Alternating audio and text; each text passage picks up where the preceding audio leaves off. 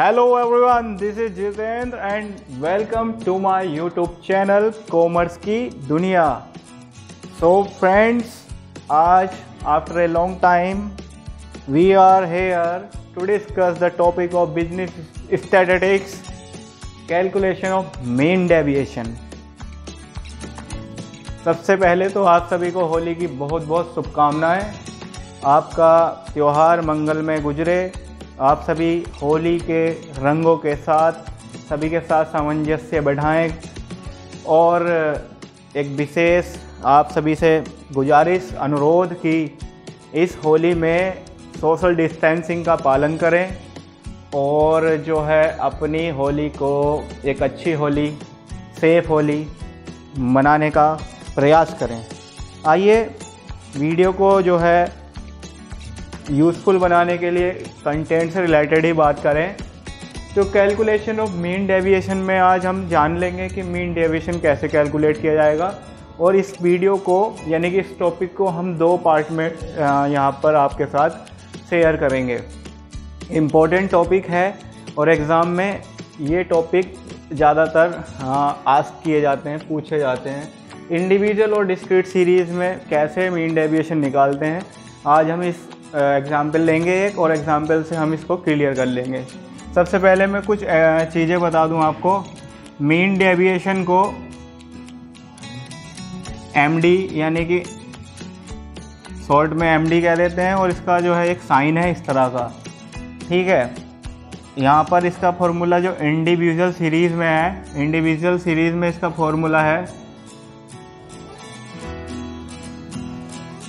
dm/n, ठीक है।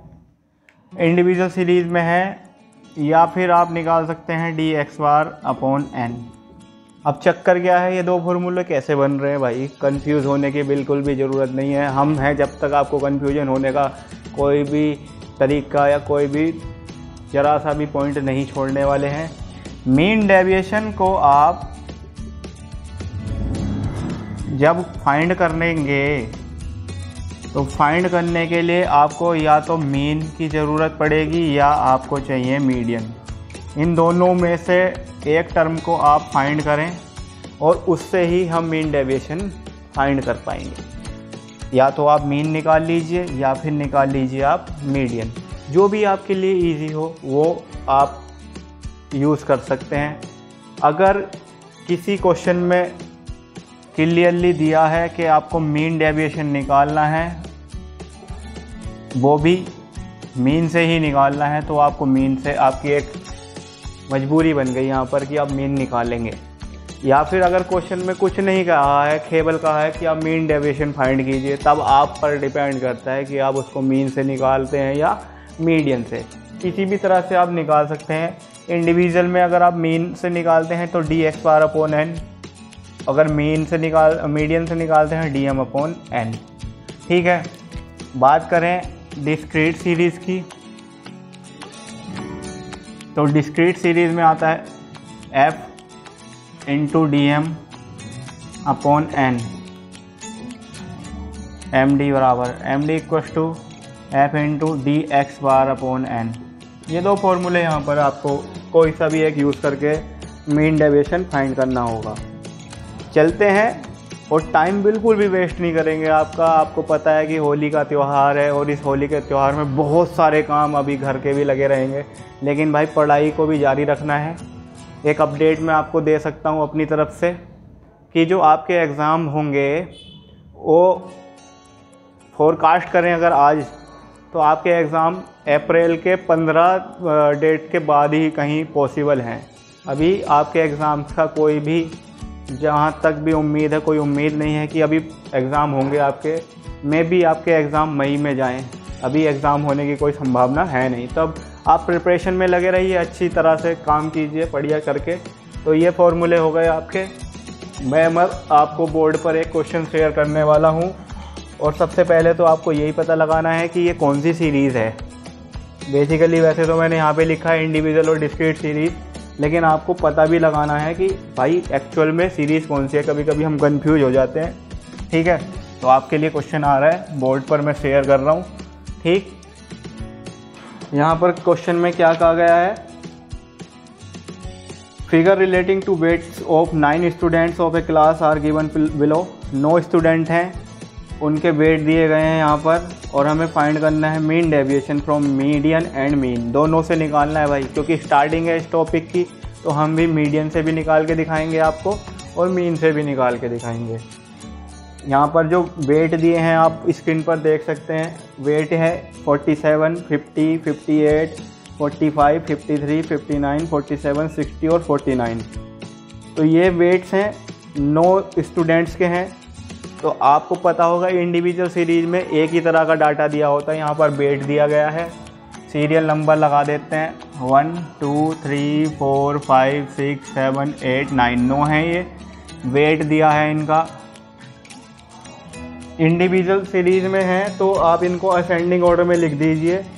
सबसे पहले आप असेंडिंग ऑर्डर में लिखेंगे डाटा को, तो सबसे छोटा जो वेट है 45, 47, और जितनी बार जो वेट है उतनी ही बार लिखा जाएगा।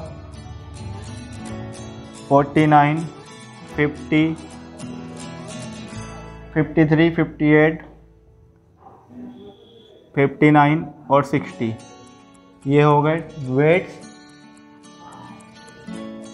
अब आपको पता है इंडिविजुअल सीरीज में हम मीन कैसे निकालते थे, तो मीन निकालने का फॉर्मूला है, ये इन सबको सम कर लेते थे। ये x मान के चलिए, सिग्मा x कितना टोटल आएगा, इन सबका टोटल करेंगे तो हम आएगा 468, और ये है कितनी टर्म 9, तो x bar equal to sigma x upon n, यानी कि 468 अपॉन 9, 9 5 जा 48 और 9 2 जा 18।